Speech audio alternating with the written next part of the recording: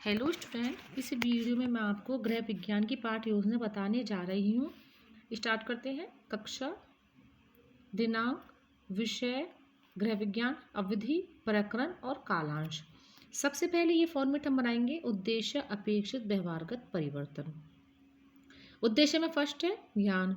रोगी के कक्ष की व्यवस्था से संबंधित तथ्य व नियमों की पहचान व स्मरण करवाना। अपेक्षित व्यवहारगत परिवर्तन में हम लिखेंगे फर्स्ट पॉइंट है विद्यार्थी रोगी के कक्ष की व्यवस्था का प्रत्यास्मरण कर सकेंगे। दूसरा है विद्यार्थी रोगी के कक्ष की व्यवस्था का प्रत्याभिज्ञान कर सकेंगे। दूसरा उद्देश्य है अवबोध। रोगी के कक्ष की व्यवस्था से संबंधित तथ्यों व नियमों आदि का अवबोध करवाना।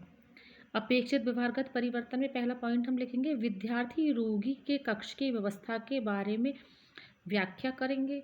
दूसरा है विद्यार्थी रोगी के कक्ष की अन्य कमरों से तुलना कर सकेंगे। तीसरा उद्देश्य है ज्ञान उपयोग। रोगी के कक्ष की व्यवस्था के प्रयोग द्वारा विकास करवाना। अपेक्षित व्यवहारगत परिवर्तन में पहला पॉइंट है विद्यार्थी प्रस्तुत ज्ञान का उपयोग नवीन परिस्थिति में कर सकेंगे। अब अगला उद्देश्य देखते हैं कौशल। रोगी के कक्ष की व्यवस्था से संबंधित चित्र आदि के निर्माण की कुशलता विकसित करवाना। अपेक्षित व्यवहारगत परिवर्तन में हम लिखेंगे पहला पॉइंट रोगी के कक्ष की व्यवस्था करना व रखरखाव में कुशलता प्राप्त करवाना। अगला उद्देश्य अभिरुचि। रोगी के कक्ष की व्यवस्था से संबंधित समस्याओं के प्रति रुचि उत्पन्न करना। अपेक्षित व्यवहारगत परिवर्तन में हम लिखेंगे पहला पॉइंट है विद्यार्थी रोगी के कक्ष की व्यवस्था के बारे में अभिरुचि व्यक्त कर सकेंगे। अब देखते हैं अब अगला उद्देश्य है अभिवृत्ति। रोगी के कक्ष की व्यवस्था से संबंधित तथ्यों के प्रति सकारात्मक विश्वसनीय दृष्टिकोण विकसित करना। अपेक्षित व्यवहारगत परिवर्तन में लिखेंगे हम विद्यार्थी रोगी के कक्ष की व्यवस्था के बारे में सकारात्मक दृष्टिकोण रखते हैं। अब सहायक सामग्री लपेट फलक, चौक, चार्ट, संकेतक इत्यादि। पूर्व ज्ञान। हम रोगी के कक्ष की सामान्य जानकारी रखते हैं या लिख देंगे विद्यार्थी रोगी के कक्ष के बारे में सामान्य जानकारी रखते हैं।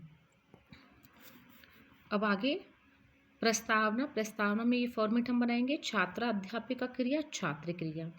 छात्र अध्यापिका क्रिया में पहला प्रश्न हम लिखेंगे सफाई के अभाव में हमारा घर कैसा हो जाता है। छात्र क्रिया में हम लिखेंगे गंदा या मलिन हो जाता है। दूसरा है गंदगी से कौन कौन से कीटाणु पैदा होते हैं। छात्र क्रिया में लिखेंगे मक्खी, मच्छर आदि। तीसरा प्रश्न है मक्खी मच्छर के काटने से क्या होता है।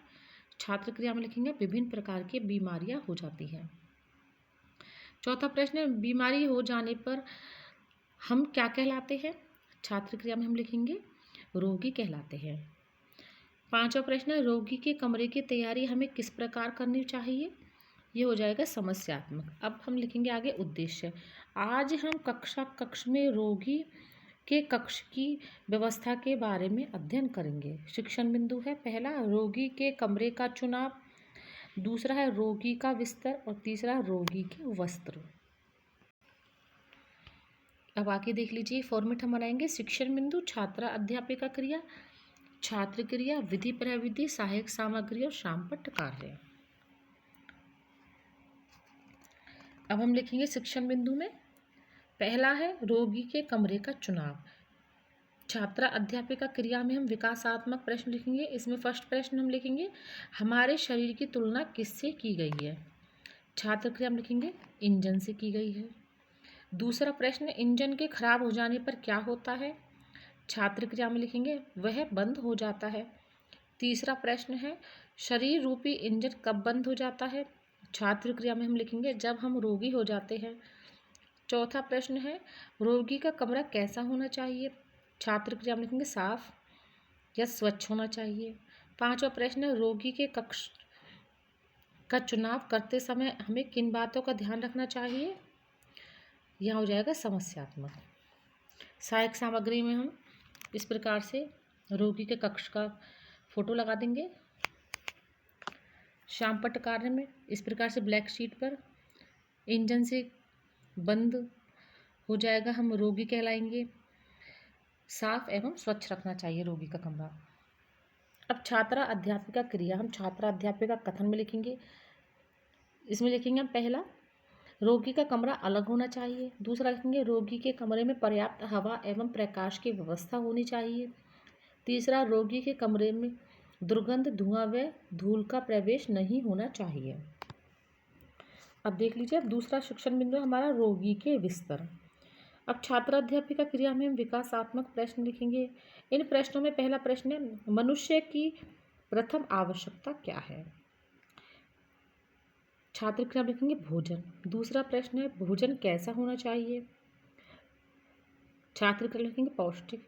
तीसरा, भोजन के पौष्टिक न होने पर हमारे शरीर पर क्या प्रभाव पड़ेगा? हमारा शरीर रोगी हो जाएगा। चौथा प्रश्न है, रोगी के बिस्तर कैसे होने चाहिए? तो ये हम लिख देंगे समस्यात्मक। अब छात्रा अध्यापिका का कथन हम लिखेंगे, रोगी को लेटाने के लिए बिस्तर की आवश्यकता होती है। अब शामपट्ट कार्य, रोगी के बिस्तर, भोजन, पौष्टिक और रोगी हो जाते हैं। अब आगे फिर वही फॉर्मेट हम बनाएंगे। शिक्षण बिंदु, छात्रा अध्यापिका क्रिया, छात्र क्रिया, विधि प्रविधि, सहायक सामग्री और शामपट्ट कार्य। फिर लिखेंगे हम इसमें, एक दरी और नरम मोटा गद्दा, नीचे एक कंबल, 3 स्वच्छ एवं सफ़ेद चादरें जो बिस्तर बिछाने व ओढ़ने के काम आती है। अब तीसरा शिक्षण बिंदु हम लिखेंगे, रोगी के वस्त्र।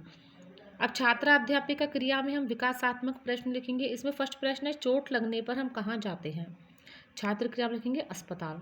दूसरा प्रश्न है, अस्पताल में क्यों जाते हैं?